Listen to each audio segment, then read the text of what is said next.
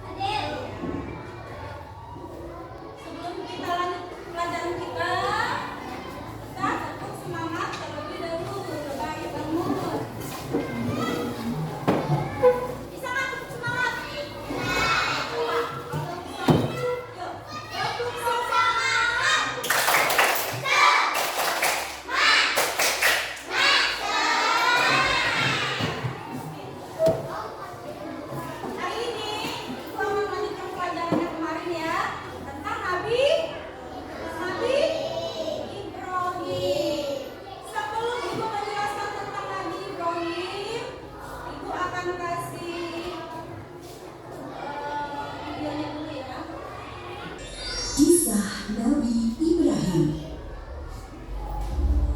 Nabi Ibrahim lahir dan dibesarkan di Padang Aram, daerah Irak, dan termasuk dalam wilayah kerajaan Babilonia. Pada masa itu, bangsa Babilonia menyembah banyak dewa. Ayah Ibrahim bernama Azar, seorang pembuat patung berhala. Patung-patung itu juga dijual kepada penduduk sekitar untuk menjadi sembahan mereka. Allah memberi Ibrahim pikiran yang cerdas dan kritis serta keberanian yang besar. Ia mengilhamkan pemahaman kepada Ibrahim bahwa menyembah patung-patung itu adalah kesesatan yang nyata.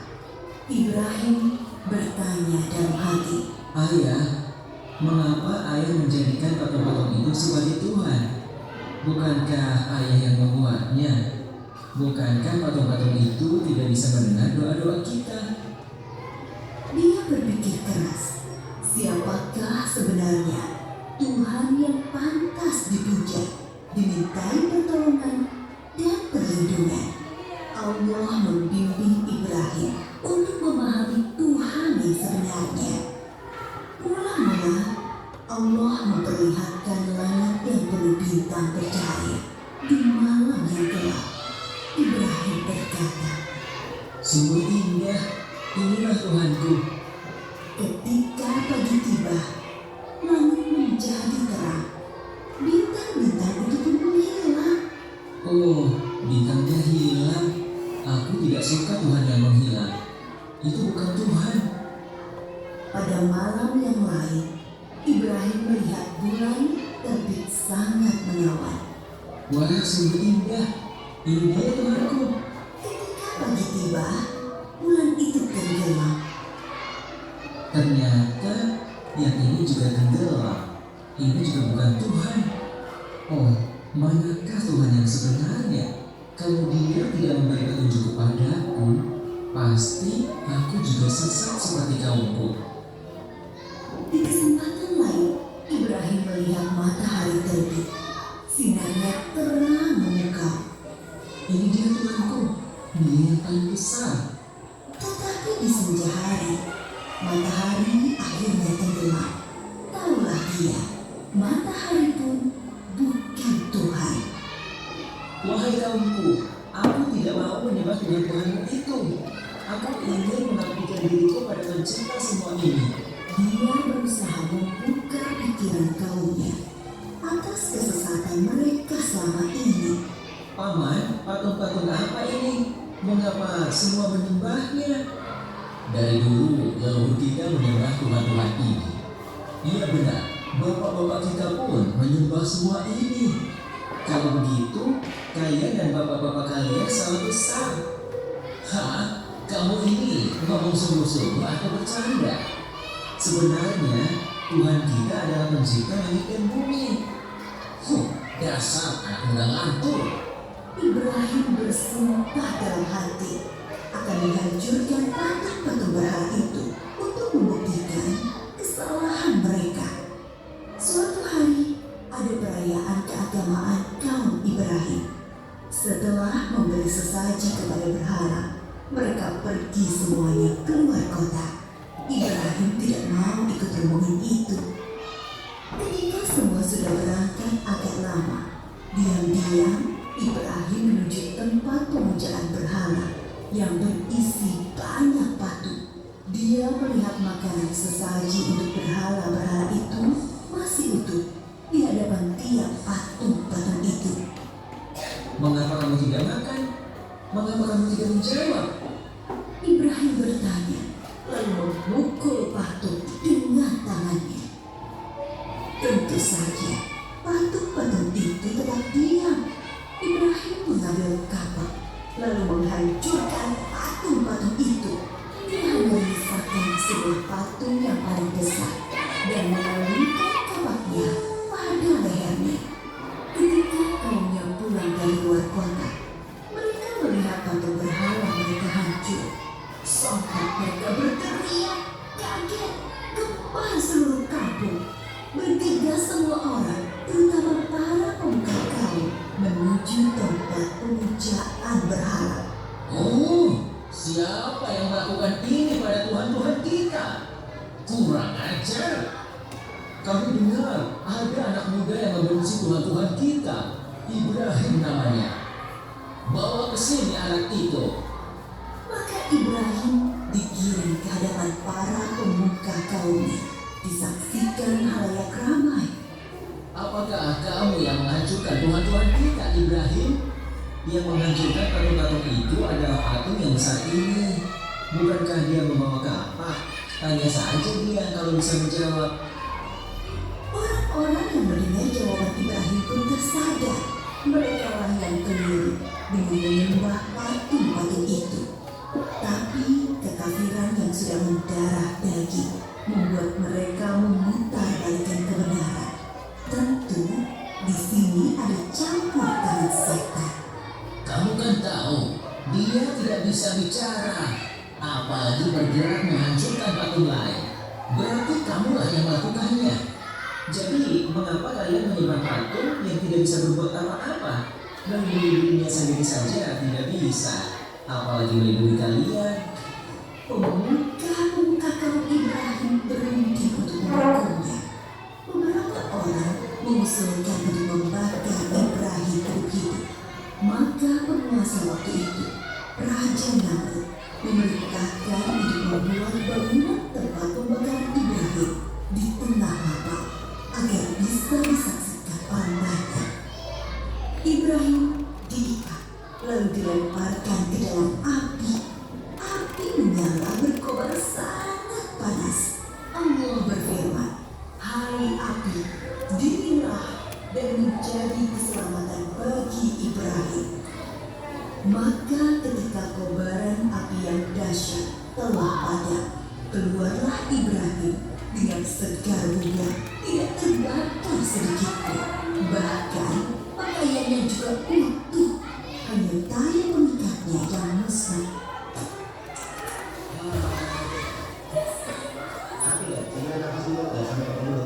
Nah, terbakar.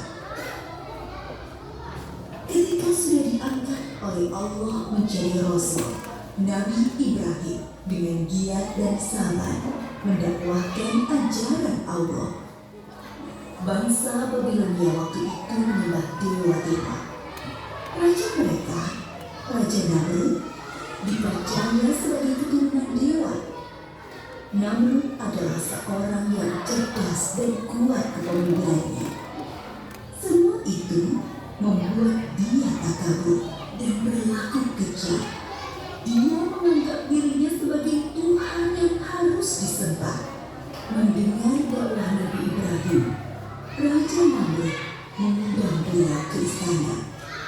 Tentu tujuannya untuk menghentikan dan menghukum Nabi Ibrahim. Kemudian Raja Namrud dan Nabi Ibrahim berdebat tentang Tuhan yang patut disembah. Siapakah yang kau anggap Tuhanmu itu, Ibrahim? Apa kedudukannya? Tuhanku adalah yang menghidupkan dan mematikan. Aku juga menghidupkan dan mematikan. Aku menjatuhkan hukuman pada orang-orang dan aku berkuasa untuk mengampuni dan membiarkan mereka hidup. Allah menerbitkan matahari dari timur. Kalau kau juga Tuhan, terbitkanlah matahari dari barat. Raja Namrud tercengang dan terdiam mendengar jawaban Nabi Ibrahim. Dia kebingungan bagaimana menjawab tantangan Nabi Ibrahim. Demikianlah Nabi Ibrahim berdakwah dengan membuka akal pikiran manusia tentang Tuhan seluruh alam. Ada suatu peristiwa ajaib yang menunjukkan maha kuasanya Allah. Setelah Nabi Ibrahim diangkat menjadi Rasul, yaitu ketika beliau bermunajat kepada Allah. Ya Rabbi, perlihatkanlah pada hamba bagaimana engkau menghidupkan yang mati. Allah Subhanahu wa Ta'ala berfirman, "Belum percayakah engkau pada kekuasaanku?" Hamba percaya, tapi hamba ingin hati hamba yakin. Kemudian Allah Subhanahu wa Ta'ala berfirman, "Ambillah 4 ekor burung, lalu potong-potonglah mereka, lalu lemparkan di atas setiap satu bukit, satu bagian. Kemudian panggillah mereka, pasti mereka akan datang kepadamu dengan segera." Nabi Ibrahim melakukan yang diperintahkan Allah, maka keimanannya bertambah mantap. Kepada bapaknya, Nabi Ibrahim tidak putus asa mengajak meninggalkan penyembahan berhala. Wahai ayahku, mengapa ayah menyembah sesuatu yang tidak bisa mendengar dan melihat, serta tidak dapat berbuat apa-apa untuk menolongmu? Sesungguhnya Allah memberi aku ilmu. Ikutilah aku, wahai ayahku, jangan ikuti setan. Aku takut engkau akan ditimpa azab. Bencikah kau pada Tuhan-Tuhanku Ibrahim? Diam. Kalau tidak, kau akan aku raja. Pergilah, tinggalkan aku. Selamat berpisah ayah. Semoga keselamatan dilimpahkan kepadamu.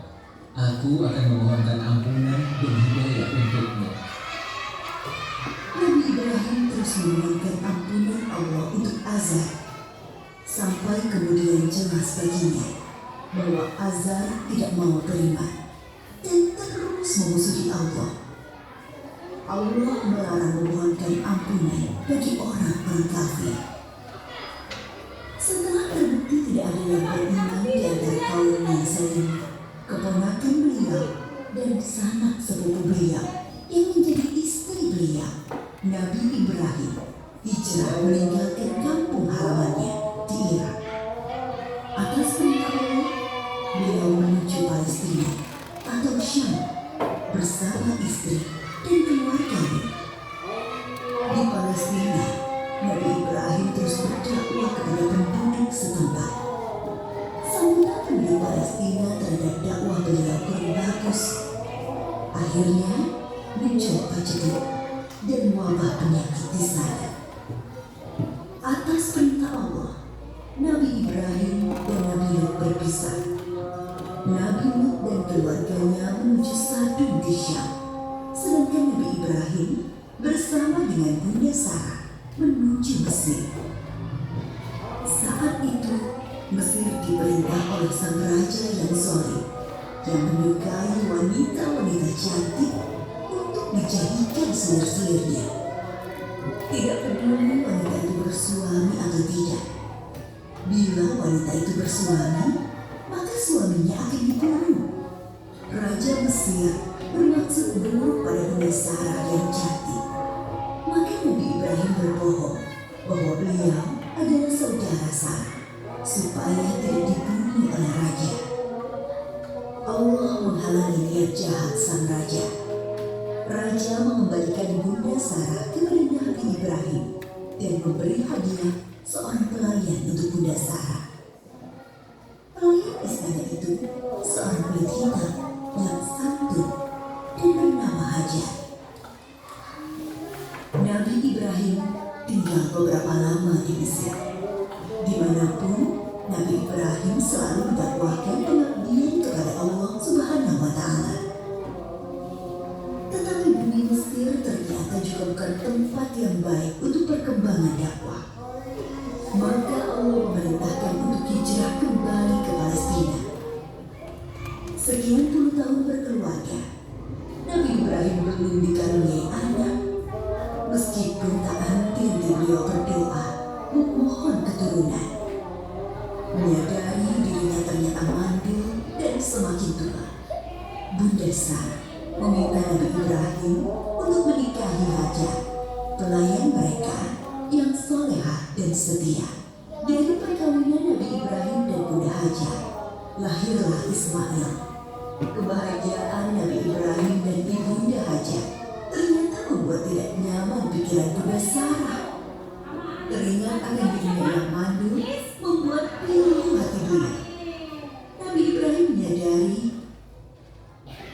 baiknya bisa jadi satu rumah, satu sama si benar untuk banyak Tuhan. Betul, karena bersih saja tidak cukup.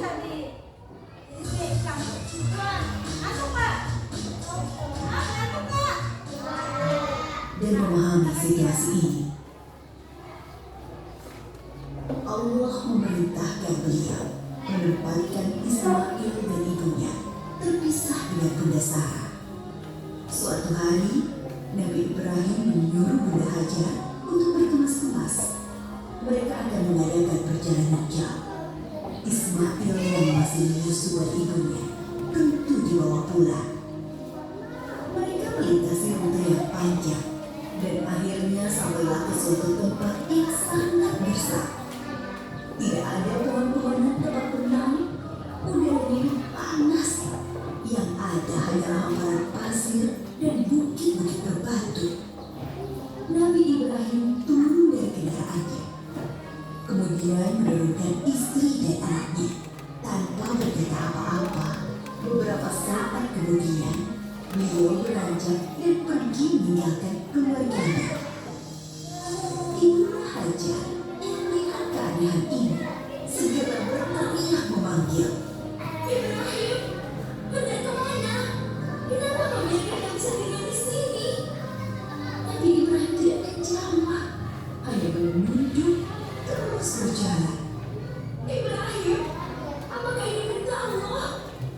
Iya, Kalau begitu aku yakin Allah tidak akan membiarkan kami. Ibunda Hajar begitu sabar dan ridho pada keputusan Allah.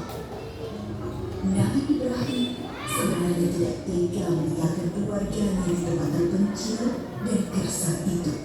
Tetapi keyakinan akan kebenaran Allah dan kemurahan Allah menjadikan beliau mematuhi perintah yang sulit ini. Dengan berlinang air mata, beliau berdoa sebelum kembali ke Palestina.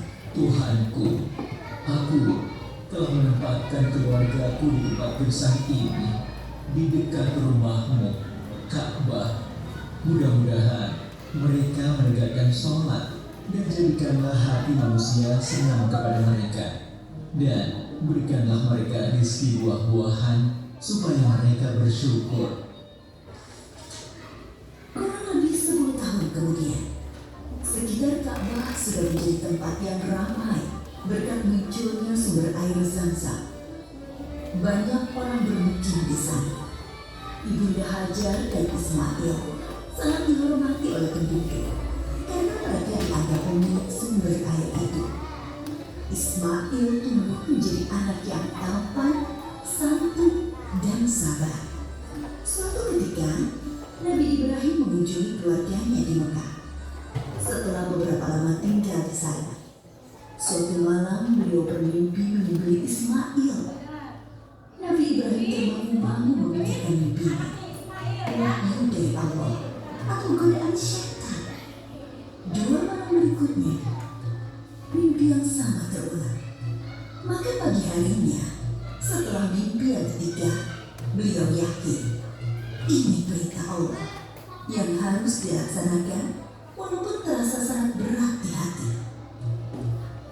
Nabi Ibrahim bermusyawarah dengan keluarganya tentang mimpi itu.